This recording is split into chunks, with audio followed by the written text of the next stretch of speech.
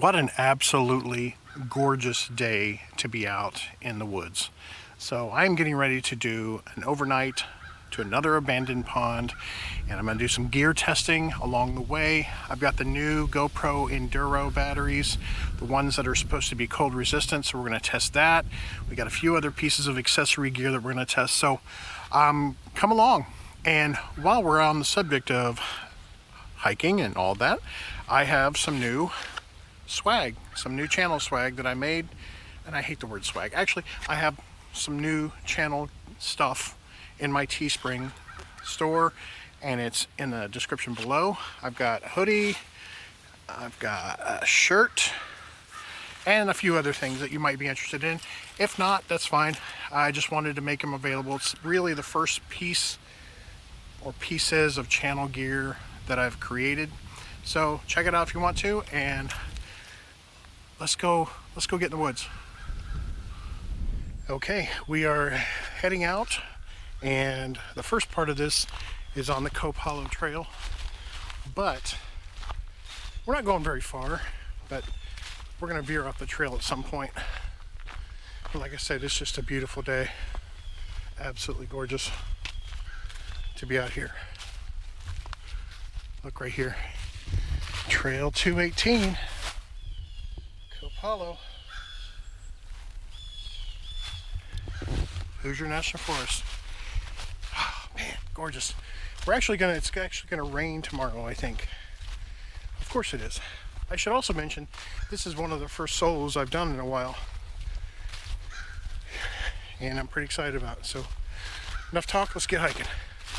So essentially, the route that I'm on right now is kind of a decommissioned part of the Cope Hollow Trail. It looks like it used to be in existence, and it's like been rerouted. But I'm going to take this section, I don't know if you can see it right here, but I'm going to take this section because it still shows up on the map and on Gaia. So I'm going to take this around, and the pond is actually that way, and it's up on a ridge, as most of these ponds are. But let me do a 360 here and show you how just glorious the woods looks today. Put my phone down. I mean, come on, son. Look at this. Sun peeking through the trees. Man, beautiful. Can't wait to see the pond. True bushwhacking.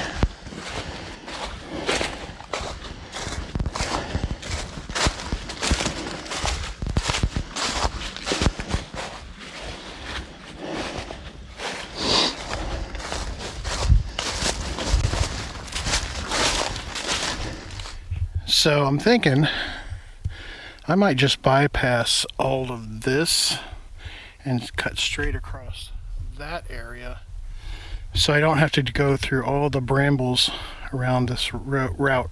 So I just cut straight across, find the trail on the other side, and then head up to the pond. So I think that's what I'm gonna do, because these brambles kind of suck. So we're just gonna cut straight across here. I'm just gonna keep going. I believe that would be south, that'd be west. Yeah, I'll go that way. And we don't have to walk by a creepy cemetery. So let's do it. Well, this was a dumb idea.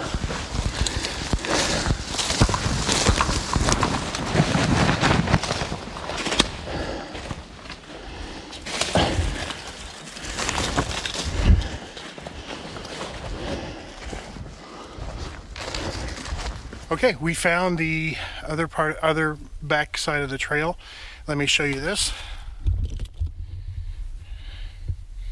You can see right up there, along there. So now it should be smoother sailing until we have to bushwhack to the pond. But I think I just did about a half mile through bramble, so my previous idea to go around, or to cut straight through, didn't result in any less awfulness. All right, so let's get to the pond. Let's get there.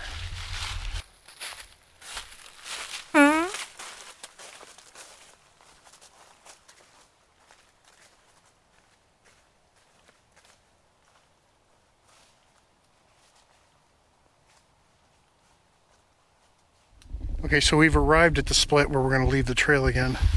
The trail keeps going down this way.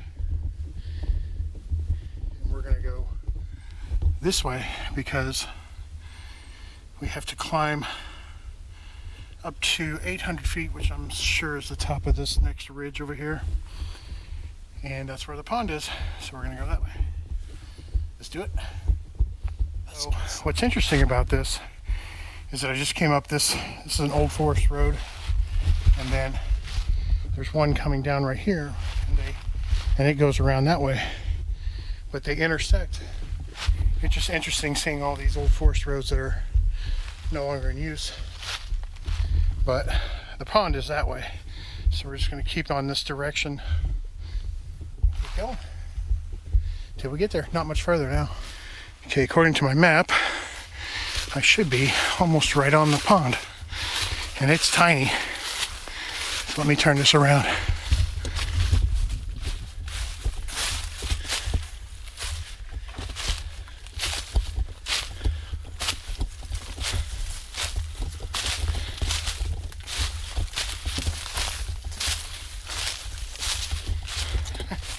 And it's empty. That's interesting.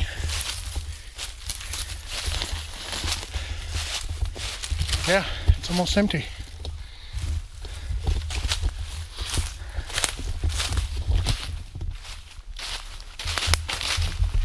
There, you can see it better there. Well, that's anticlimactic, isn't it?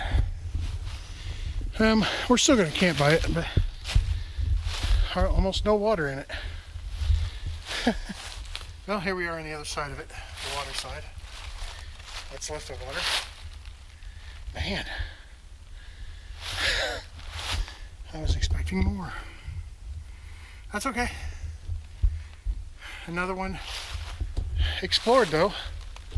So now we got to find a suitable camping spot. And this one looks the most abandoned of all of them, really. Okay, let's get to finding a camp spot. So we got a couple of karst features that I have found already where the water drains out. This one almost looks like just a small cave. So it makes sense now why the pond is dry. Let's see if we can go down. This is almost, no, they call these a karst. It's not really a sinkhole, but this takes the drainage and it goes underground. That's cool. Hope nothing's living in there. And see, nice little karst feature. And you can see right up there. So lots of water drains through this. Okay, so one of the things I'm testing on this trip are these poles, these spreader poles for the tarp. And I don't even know if this is right necessarily, and it is one more thing to bring, but I kind of like how this looks right here. Gives you more room. It just gives it a flat top. I don't know if I need to cinch those down more, but I still have the ability to close my doors, so that's good. I can still do that. That was the other thing I bought from Hammock Gear, are these door clips, so I could stake those out on either end. So I don't know, just an experiment, but we'll see what comes of it. I mean, this thing is pretty tight. And so, yeah, that's one of the things. I'm finished setting up, but I just wanted to call that out. Probably ought to cinch that up some more. So we will see how this turns out tonight. And if it does rain, we'll see what it does there.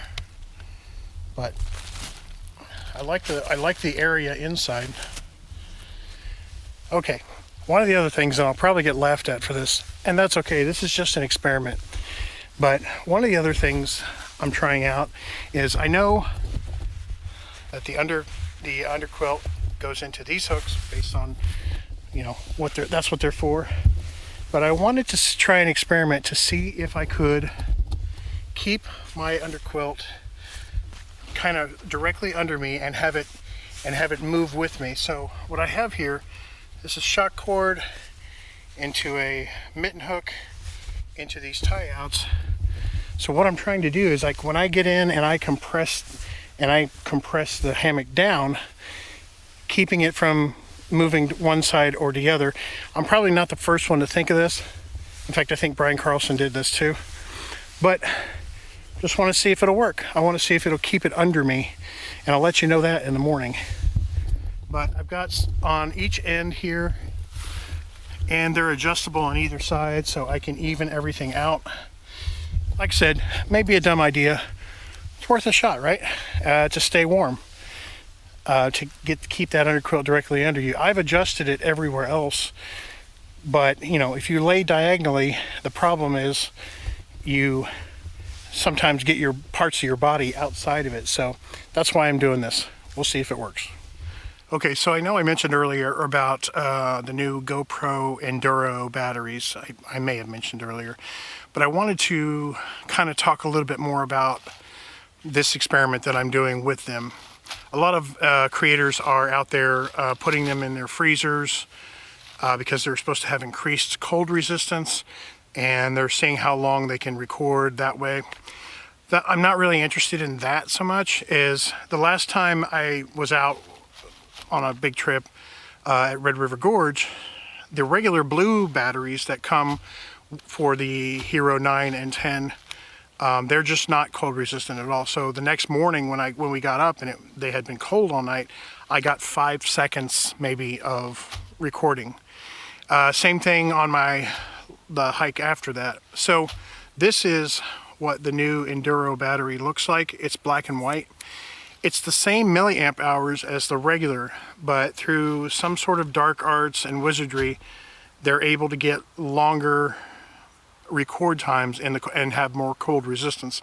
I don't know if they changed the chemical composition of the battery or whatever, but this battery is supposed to be good down to 14 degrees Fahrenheit. Now, it's not going to get nearly that tonight. I think 31 is what I'm looking at tonight. But 31 was close to what it was in the Red River Gorge. So the real test is going to come tomorrow morning when I wake up and I go to make my hot chocolate and I go to do that awesome montage that all YouTubers do. If I'm able to record anything at all beyond 5 seconds, it'll be worth it. These, if you have the subscription to GoPro, these are $19.99. If you don't have the subscription, these are $24.99 a piece.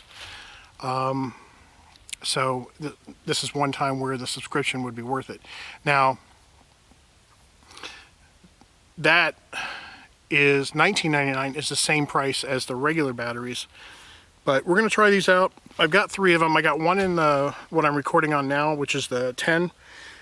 I also have my 9 with me for different kind of B-roll, and we'll see what happens in the morning. But I'm hoping that these things are what they say they are, and that will make this winter's videos so much easier.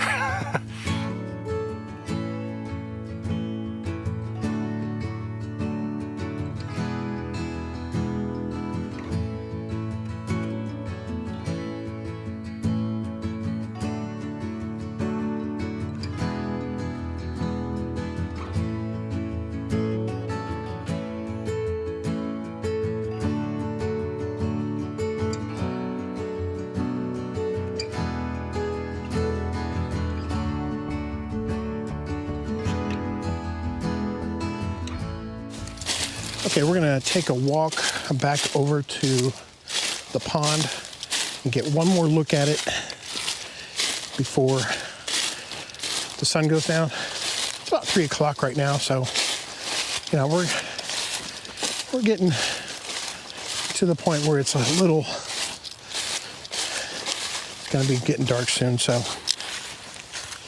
let's go check out the pond. Well, there you go. Not much to look at. In fact, I could probably go down here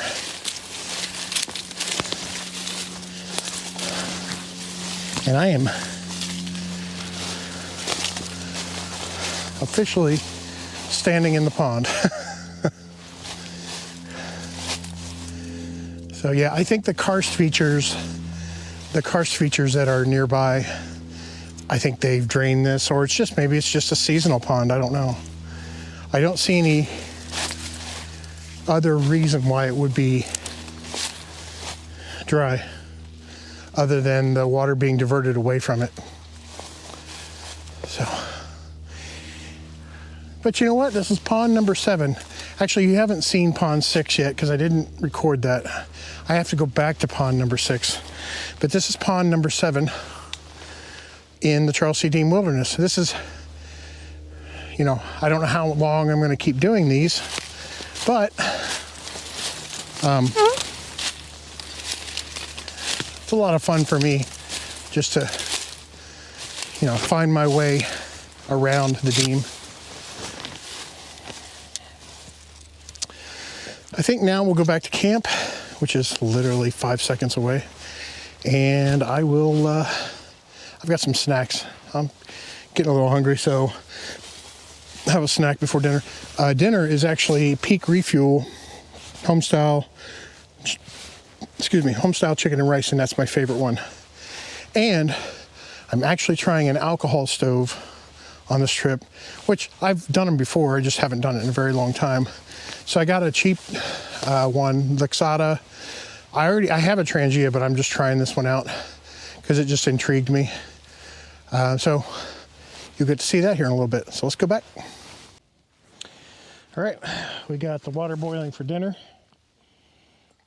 in this alcohol stove. This is a Lixada titanium stove, and it's well, this is the windscreen for it. I've got the titanium stove, the windscreen, and the pot stand all together, and it's not a bad deal. It's kind of pretty easy to use. The only con is you don't have a snuffer. Like you can't simmer it. So other than that, I've got no complaints. It's still going pretty strong. I only put a little over an ounce of water in there, so we'll see if we can get a boil out in these conditions. Looking pretty good so far. Normally I wouldn't put it on a log like this, but you know, dramatic license. So here's what we're having. Bam! Can't wait. This stuff is the bomb. It makes me happy inside. All right, I'll bring you back here in a little bit. Oh man, that boiled up quicker than I thought it was going to. Okay.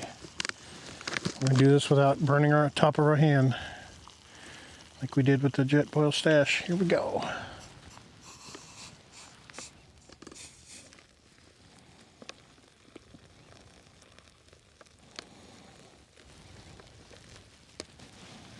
Yeah, that's the only thing, is there's no snuffer, and so I have to let that burn down, and that's kind of a waste of alcohol. I think I called it water earlier. I meant alcohol. So now we have our red morsel spork. Name drop, name drop. And now we're just going to mix up our Peak Refuel and wait about 10 to 20 minutes. What you know about backpacking meals, huh? Ooh, I can't wait to dive into this. So good. This one in particular, man, the cream sauce in this one. The cream sauce in this one is just fantastic. And you got to let it, the trick to these is that you have to go beyond the recommended time for rehydration. So if it says 10 minutes, do 15, even 17 maybe. And because a lot of times what will happen is the meat will end up a little crunchy if you don't. But I'm going to eat this now and then go back over to my hammock and get some other things set up. I've got, I brought my UCO candle lantern here. I've got just some other stuff, and And then I'm going to talk a little bit more about the Enduro batteries, and maybe, or maybe not. Maybe I'll just let that go until the morning, but I'm going to enjoy this. So I'll see you in a bit.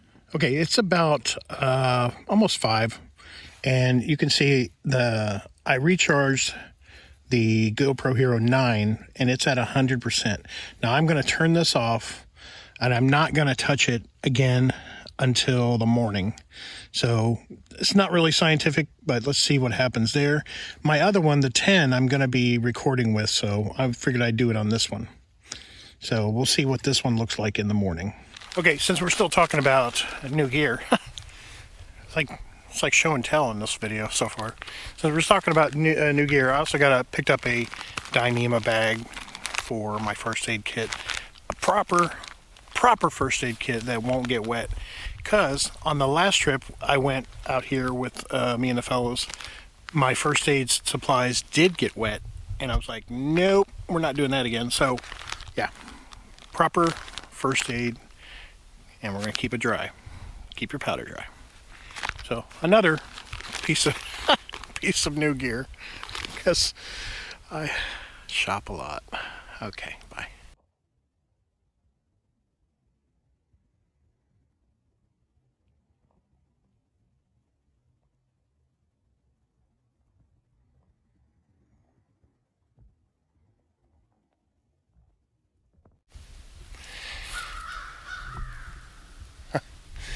Okay, I'm out of the hammock now, obviously, and I've got the other GoPro. I pulled it off of my pack, and so I'm going to turn it on for the first time and see how it did.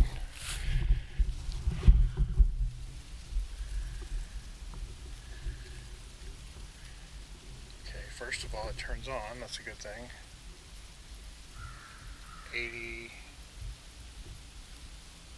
81%.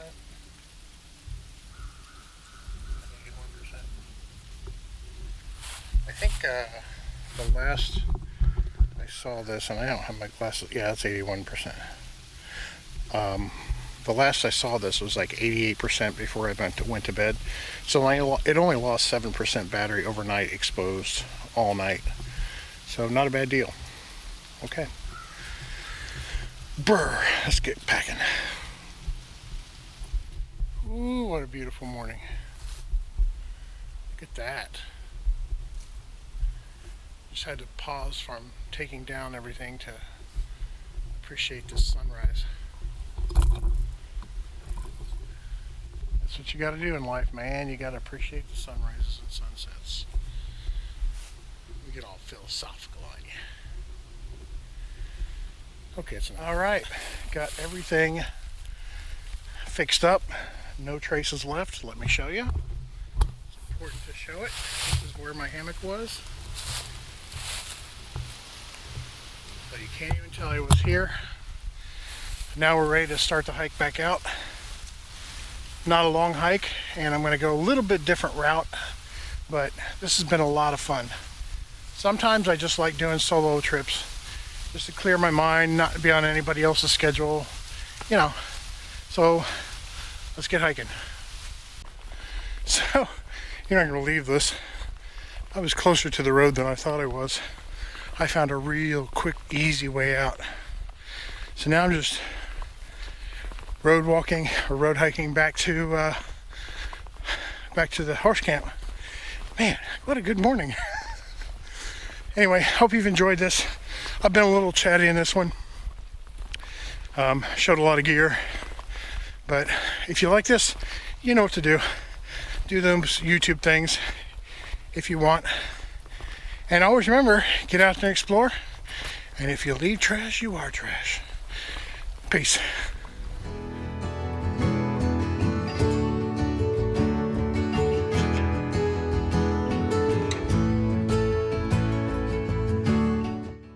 Get out there and explore. Peace.